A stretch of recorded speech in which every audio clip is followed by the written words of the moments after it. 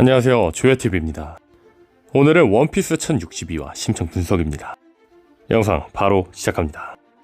1062화의 첫 번째 관전 포인트는 역시된 이번 화의 표지일 겁니다. 1062화 표지에 토토랜드의 쇼콜라타운이 나오는데 쇼콜라타운이 완전히 얼어버린 모습으로 나옵니다. 검은 수염의 적단의 아오키지가 토토랜드를 침공한 걸로 보이죠. 일단 표지에 관한 자세한 분석은 1062화 떡밥 분석에서 해놨으니 해당 영상을 참고해주세요. 다만 표지에 관한 1062화 떡밥 분석에서 했던 내용 말고 이번 영상에서 다른 내용을 이야기해보려고 합니다. 얼어버린 표지에서 주목할 건 바로 빅맘의 본거지 토토랜드 중에서도 쇼콜라타운이 얼어버렸다는 겁니다. 기억나실 분들이 계실지 모르겠지만 1046화 표지에는 검은 망토를 하고 있는 자가 등장했습니다. 이후 표지에서 레이주와 이치디가 나타나 니디와 욘디를 구해주는 장면으로 보아 1046화에 망토를 하고 있는 자들은 레이주와 이치디로 추정되고 있었는데, 여기서 주목할 건 망토를 한 자들이 등장한 곳은 1062화에서 얼어버린 쇼콜라타운이라는 겁니다. 여기서 더 나아가 주목해볼 건 1046화 표지 연재 속 쇼콜라타운에 등장한 자들의 1062화에서 얼어버린 상태로 등장했다는 겁니다. 그렇죠, 이 검은 망토를 한 자들은 레이주와 이치디가 아니라 아오키지와 검은수염 해적단일지도 모른다는 겁니다. 다시 말해 레이주와 이치디는 쇼콜라타운을 통해 니디와 욘디가 있는 홀케이크 아일랜드로 간 게 아니라 처음부터 바로 니디와 욘디가 있는 홀케이크 아일랜드로 간 것이고, 쇼콜라타운에 등장한 자들은 아오키지와 다른 검은수염 해적단이며 쇼콜라타운에 도착한 아오키지가 이들을 모두 얼려버렸다는 거죠. 그렇다면 여기서 또 하나 주목할 건 1043화의 표지입니다. 오븐과 브릴레는 니디와 욘디가 갇혀있는 책을 들고 도서관 감옥으로 갑니다. 그런데 여기서 주목할 건 멀리 있는 한 그림자입니다.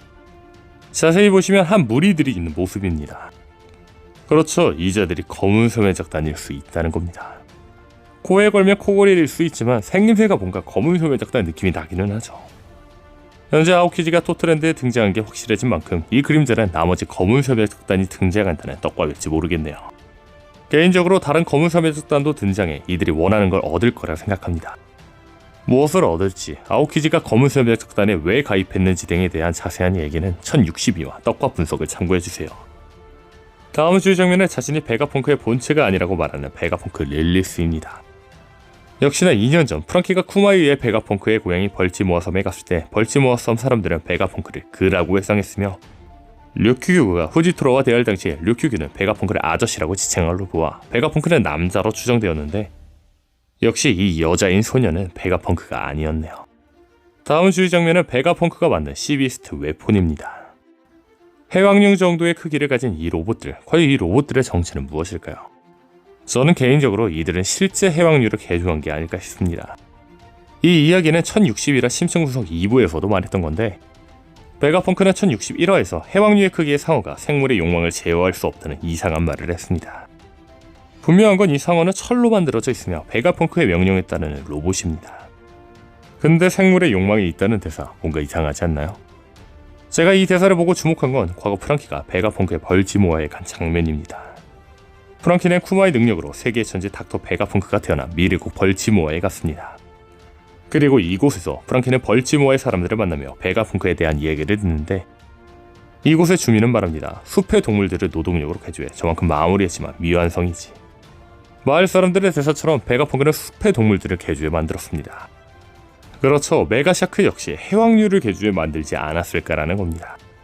즉 메가샤크는 프랑키처럼 사이보그 상어가 아닐까라는 거죠. 게다가 이번 1062화에서 징베가 거대 괴수를 보며 저런 걸 만들 수 있을 리가 없다라고 말한 걸로 봐 거대 해왕류 크기의 시비스트 웨폰은 로봇이 아니라 해왕류를 개조한 게 아닐까 싶네요. 다음 주의 장면은 포위된 와중에도 싸울 준비를 하고 있던 조로입니다. 역시나 조로는 간지네요. 다음 주의 장면은 밀짚모자 일당에게 관심이 있는 베가펑크입니다. 여기서 주목할 건 베가펑크는 왜 밀짚모자 일당에게 관심이 있는 걸까요? 저는 개인적으로 루피가 니카이기 때문이지 않을까 싶습니다. 이 이야기는 1060이라 심층 분석 1부에서 말했던 건데 간략하게 이야기해보자면, 오로성이 니카의 사진이 현상 수배지 사진으로 나와 분노했던 것은 니카라는 상징성을 알아볼 자들이 나타날 수 있기 때문이라고 이야기했습니다. 개인적으로 세계정부가 겁내하는 거대 왕국과 같은 의지를 있는 니카를 중심으로 세계정부를 거역하는 세력들이 나타날까봐 겁내고 있다고 보는데, 원피스 세계관 최고의 천재라는 베가펑크라면 공백의 100년을 알 것이기 때문에 조이 부인 니카를 기다리고 있다고 생각합니다. 즉 현상수 배지가 니카 사진으로 나온 만큼 니카를 기다리던 베가펑크는 밀짚모 제작단에게 충분히 관심이 가질 이유가 있다는 거죠. 다만 베가펑크가 바로 도움을 주지 않은 것은 진짜 루피가 니카인지 확인하려는 거 아닐까요? 다음 주의 장면은 자신의 아버지가 쿠마라고 주장하는 보니입니다.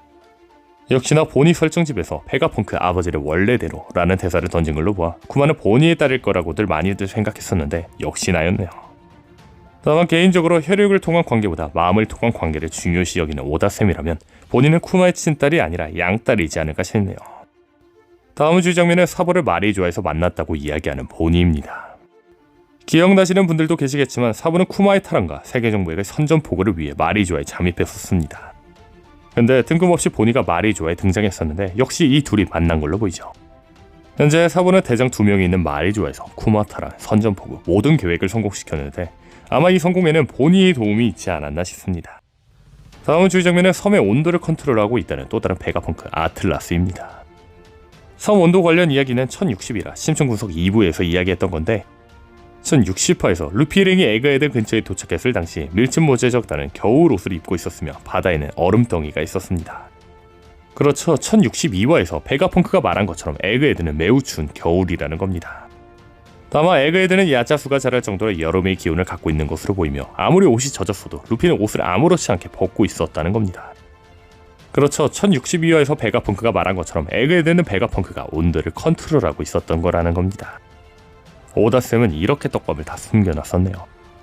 또한 프랑키가 벌집모아에 갔을 당시에 베가펑크는 겨울솜 벌집모아를 따뜻하게 만들려고 했지만 자금과 기술이 없어 실패했다고 했습니다.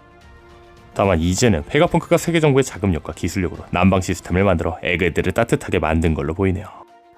다음 주의 장면은 베가펑크를 죽이러 가는 CP0, 루치, 사보, 스튜시입니다. 여기서 주목할 건 CP0는 왜 베가펑크를 죽이러 가는 걸까요?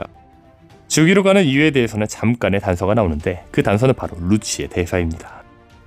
루치는 말합니다. 얼마 전에 루루시아 건하고 뭔 연관성이? 그렇죠. 베가펑크를 죽이는 이유는 1060화에서 이무가 파괴했던 루루시아 왕국과 연관이 있다는 겁니다. 그렇다면 베가펑크와 루루시아 왕국은 어떤 연관성이 있는 걸까요?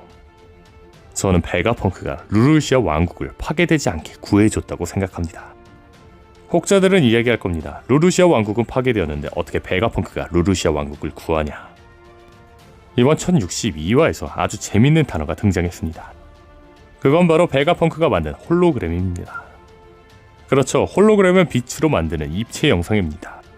생긴 건 똑같지만 빛으로 만든 영상이기 때문에 만질 수도 없으며 파괴할 수도 없습니다. 물론 영상이기 때문에 만진 것처럼 파괴된 것처럼 보일 수도 있죠. 그렇죠. 베가펑크는 홀로그램으로 루루시아 왕국을 만들었고 세계정부는 홀로그램으로 만든 루루시아 왕국을 파괴한 게 아닐까 싶습니다. 즉 실제 루루시아 왕국은 파괴되지 않았다는 거죠. 이를 알아낸 세계정부는 도를 넘었다 생각해 베가펑크를 죽이려는 거 아닐까요? 만약 이 가설이 맞다면 루루시아 왕국과 함께 먼지도 없이 사라진 줄 알았던 사보가 살아있다는 겁니다. 1060화에서 사보가 루루시아 왕국과 파괴되는 듯이 표현되었지만 사보는 죽지 않을 거라 생각했습니다. 기껏 살렸던 캐릭터를 다시 죽일 이유도 없고 루피 형을 이렇게 쉽게 죽이기에는 애매했기 때문이죠. 즉 사보가 어떻게 살아남는 이야기가 나올지 궁금했는데 세계정부는 홀로그램으로 만들어진 루루시아 왕국을 파괴한 것이고 실제 루루시아 왕국은 파괴된 것이 아니라면 사보가 살아남을 수 있는 이상적인 스토리 아닐까요? 사보가 살아남는다면 주목할 건 루치와 사보의 대결입니다. 1062화 풀버전에서 말했던 것처럼 루치가 루피가 있는 에그헤드로 온다고 해도 사왕 루피와 루치가 싸우기에는 이제는 너무 시시하다고 생각합니다. 그래서 개인적으로 아마 이번 에그헤드에서 죽지 않았던 사보가 나타나 루치와 싸우지 않을까 싶습니다. 분명한 건 사보와 루치는 단행본 표지에서도 붙어있으며 대립을 예고했었고 극장판에서도 대립 대결을 보여주면 이 둘이 싸울 거라는 건 계속해서 예고되고 있었습니다. 그렇다면 루치가 에그헤드로 오는데 루치의 상대가 애매한 만큼 이번이 가장 이들의 대결이 나올 타이밍이지 않을까요? 천룡인을 끌어내려는 혁명군의 대표 사보와 천룡인의 방패 CP0의 대표 루치, 이들의 대결은 가장 불꽃이 튀겠죠.